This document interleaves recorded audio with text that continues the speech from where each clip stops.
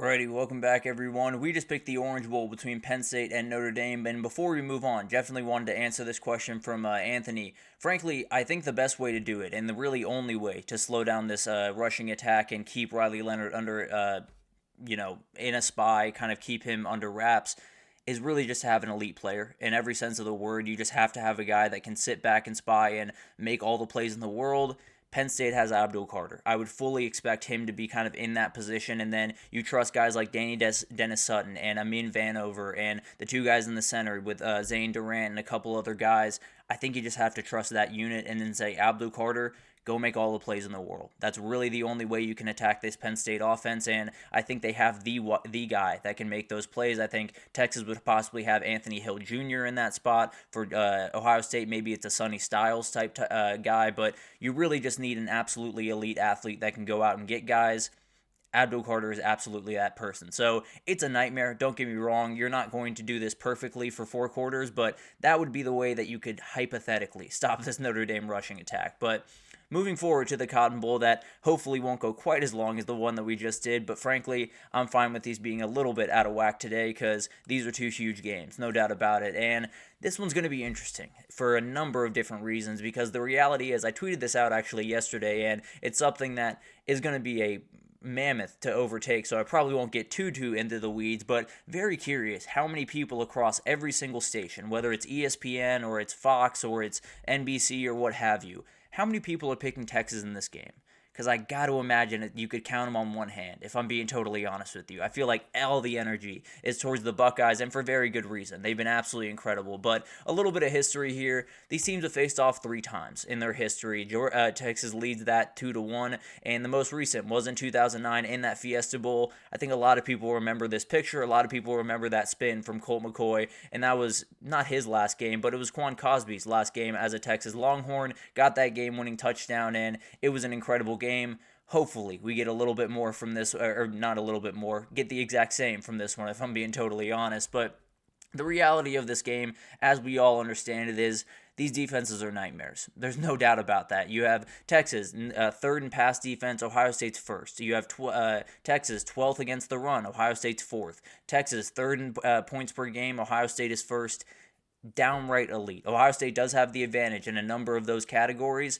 It's going to be incredible to watch these 2 defenses go at it, to watch these offenses try to attack these 2 defenses because there's not a lot of openings in a lot of different ways. But on the offensive side, they're not slouches by any means. Both top 15 in points per game, both offenses sitting in top 30 in pass stats, relatively middle of the road when it comes to the run games for both sides, but both very talented run games, both very talented running backs, and really good offensive line. So it's going to be awesome to watch this one unfold. Ohio State has the slight advantage in a lot of those categories, but when you get up that high, sometimes it's razor-thin margins that separate these teams. These are 2 elite teams in every sense of the word, and it's going to be an awesome thing to watch. Now, for Texas, that's the guy that's the question. Let's just be totally honest. That is the guy that will take them where they can be or where they will be at the end of this. They could be, lifting a trophy. He could be an absolute legend of Texas football going forward and be one of the legends of college football in a lot of different ways.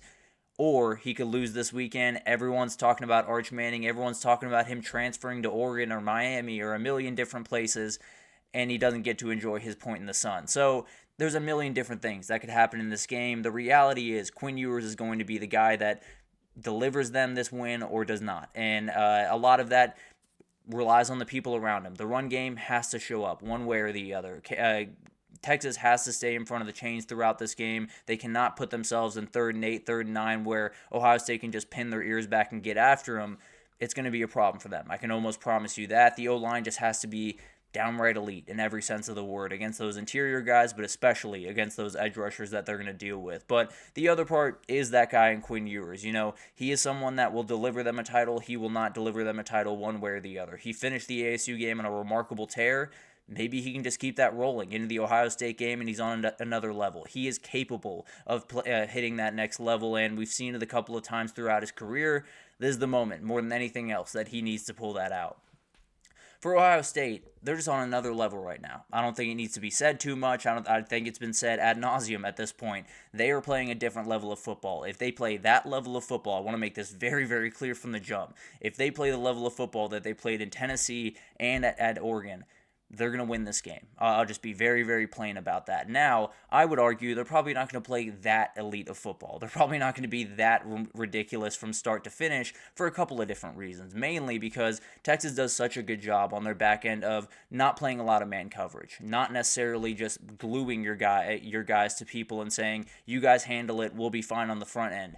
They're able to sit back in coverage. They're able to make sure that you don't get that big time run throughout this game, or that big time pass to Jeremiah Smith over the top, or a Emeka Egbuka over the top, rather than an Oregon or a Tennessee team that is a little bit more aggressive in the way that they cover people. Texas is a little bit more sit back, let people catch balls in front of you, rally to the ball, and then make plays. Now, Jeremiah Smith is a nightmare to tackle, so it might not be the greatest, it might not be the perfect way to guard him, but there's no good way to guard Jeremiah Smith. I think we're all figuring that out, so keeping the ball in front and rallying to it is probably the best chance you got. Now, you do have Andrew Makuba and Jade Barron on the other side, and Michael Taft, so you got guys. You definitely are probably as well equipped to defend this group as anyone that has played Ohio State all year.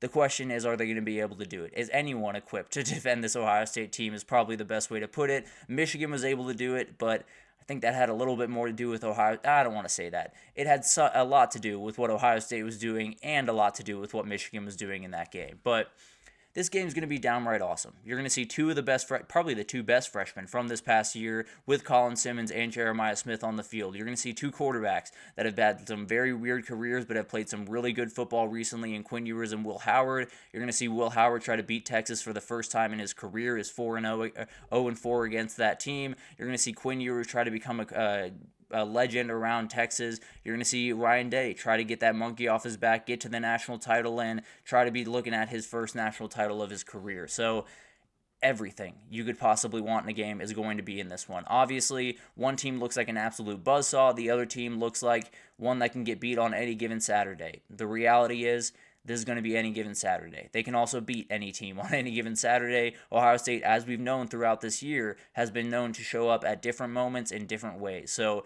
it's going to be awesome to watch this one. Can Ohio State continue their death march they've been on? Can Quinn Ewers and the Horns take them down, move on to the national title and for the first time since 2009, and then who knows what waits on the other side. But it's going to be an awesome one to watch. The weather will be involved. Doesn't sound like anything has changed right now. We'll do a final update on that later, but definitely something that the talent on this field is ridiculous. I think I saw Matt Miller actually release yesterday, between these two teams, 21 players between these two teams are going to go in the top 3 rounds, at least according to him. Ridiculous, the amount of talent that you will see on the field in this one, and it'll be tons of fun to watch this one unfold. But players to watch: G. Scott is a guy that I don't think gets nearly enough respect for a number of different reasons. He plays such good football every single down, and he doesn't get the ball every single down, but man, can that guy run block. Man, does he know where he needs to be on the field, and he is very, very good doing the things that they need him to do. Very, very talented player, and a guy that I cannot love more. Frankly, I really, really like G. Scott, and he will have an impact on this game, as well as the other tight end, Gunnar Helm, will as well. And then you got Davison Igbinosun. This is an interesting one for me because you look at Davison Igbinosun, the talent level is ridiculous. He can make a number of remarkable plays. He really, really rangy, really fast, can stick with just about any receiver you want him to. The one problem that he has had throughout this year is speedy receivers will get behind him and he will hold. That's just the way that it's gone for him throughout this year. We saw it in the Indiana game, got in trouble a couple of different times early in that one. You're going to be dealing with speed, and a whole lot of it, all over the field. If they let guys get behind him, Davison Igbinosun needs to play elite football. He is the one that can make those couple of mistakes, those couple of PIs, and put them in really bad spots. So he's got to play clean football against what might be the scariest group of wide receivers he's played all year. Jaden Blue is the guy, as far as I'm concerned, for Texas. He is the guy that can totally change what this team is capable of, and it doesn't need to be 5 runs for 5 yards a carry. It doesn't need to be 20 carries for 3 yards a run. It needs to be that one carry. It needs to be that one game-breaking carry that puts you in a place where you have had grinding drives, or your defense has been on the field for an incredible, incredible amount of time. You need a spark at some point in this game. You will need a spark because Ohio State is going to throw punch after punch after punch. You're going to need a spark, and this is the guy that you can hand it off to him. If he hits a crease, he is out the door. I can almost promise you that, and he's going to be a hugely important player. Along with Trey Wiseman, they need the run game, but I think they need that one explosive run somewhere throughout this game. And then you got Andrew Makuba. How can you not be watching this guy after what he did against Arizona State and what he's done really all year? 5 picks on the year, and when I look at Will Howard, there's that one little thing in me that says if he is forced to throw in a tight window one time or a couple of times throughout this game, when's that mistake coming against this ridiculous group on the back end? 2 safeties in Makuba and Taft that can really be rangy and make some plays on the ball. It's going to be a huge fight for that guy, and he's going to have to handle that throughout this one. But very, very talented player. I'd be a little bit surprised if his fingerprints weren't all over this game. Keys to the game. We'll start with Ohio State here, and just be in attack mode. That is the biggest thing for this team as you go forward. You are the most talented team in the country. You, as far as I'm concerned, have the best coaching staff going into these Final Four. Attack these guys. Really, really go after them. Allow Jeremiah Smith to release 40 yards downfield and let it rip. You might make a mistake. I'm not arguing that that Texas is totally open for business and you can throw it all over them and everything like that. There is something to be said about just trusting your guys. There is something to be said about just letting it rip and saying, let the chips fall where they may. When you're that talented, when you have that much ability, they're tending to fall your way. And then you have to force it on Quinn Ewers. One way or the other, you have to make this one-dimensional football. That's what Arizona State did in that game, and we saw how close that game got. Now, Quinn Ewers was able to take over late. Probably not going to be able to take over late against this Ohio State defense. They're too fast, they're too good in coverage that it's going to be really, really hard for Quinn Ewers to just go out there and win the game for them. If Ohio State can slow down that running attack, I don't know what Texas is going to be able to do in this game, if I'm being honest. And then play clean football. If Ohio State has no turnovers, now Texas forces 2 a game, so something to keep an eye out on there. But if they have minimal penalties, you're going to force Texas to play a perfect offensive game. And I don't know about you guys, I have not seen them play that since they played Florida a couple of weeks ago when they played Florida and won 49-14. I haven't seen it since then. So they're going to have to play perfect if Ohio State plays clean football, and that's something that I have not seen Texas, and I don't trust Texas offense to do. For Texas, extended run game is going to be huge in this one. You have to get on the outside. You have elite playmakers on the outside. You have guys that can make people miss, and then you have guys that if there is no one in front of them, they are gone. There is no two ways about that. Isaiah Bond's going to be a huge part of this. Ryan Wingo is going to be a huge part of this. Maybe Silas Bolden gets involved, and even Jaden Blue and Trey Wisner on swing passes.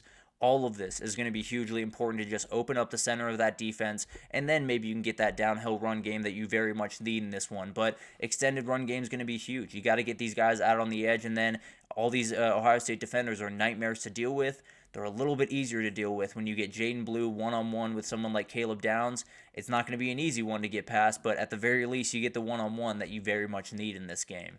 And then play from in front.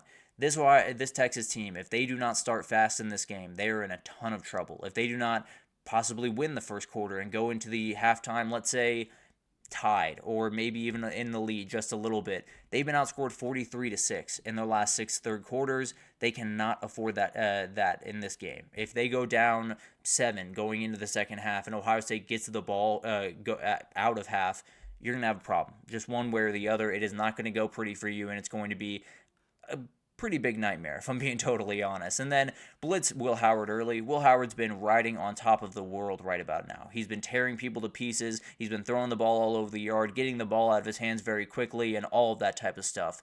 You got to get after him. And the ball's going to get out pretty quickly, so you got to get after him pretty quickly. And they have 44 sacks on the year. The edge rushing is just ridiculous. So if you can get him to hold on to that ball just for a little bit longer and you can get home a couple of times, I really do think the openings will come. I really do think that there are a couple of mistakes will come, and then maybe Texas can make some plays there. But as we get into this game, cannot wait for it. The amount of talent you will see on this field might be bar none to any game you'll see for the next 5 years, if I'm being totally honest. It is ridiculous the talent that you will see on this field, and these two quarterbacks looking for that moment in the sun. I can't pick against the juggernaut right now. I just can't. Ohio State is on an absolutely different level as far as I'm concerned. I do think Texas will have some shots early. I think this Texas defense will play it very close for the first half. And then I think Jeremiah Smith makes that couple of big plays in the second half. I think that third quarter stuff still really pops up for Texas, and I think they get in the way of themselves just a little bit. I think Ohio State wins this one, moves on to the championship to face off against their other Big Ten foe against Penn State and make a lot of SEC haters very, very happy. But overall, going to be two really, really fun games. I think Texas has a little bit more in the tank than some people might be expecting in this one. And I think that Penn State Notre Dame one is just, they're going to throw haymakers at each other for 4 quarters and see who stands at the end. It's going to be so much fun to watch these ones unfold. Again, went long in that one, and we'll probably have to pick up the pace just a little bit the rest of the way, but had to give love where it very much was deserved. So we'll obviously get into those games a little bit more tomorrow, do some final thoughts on those, and then we got the game tomorrow night. We got the game Friday. We'll give you an update on the schedule for that, but definitely something that we'll be looking forward to. But let's take our second break here, and when we come back, let's talk about all the quarterfinal losers. Take a little bit of a look back, look at Oregon, Georgia, Boise State, and Arizona State, and just look at what their offseason could look like really quickly right after this, so stick with us.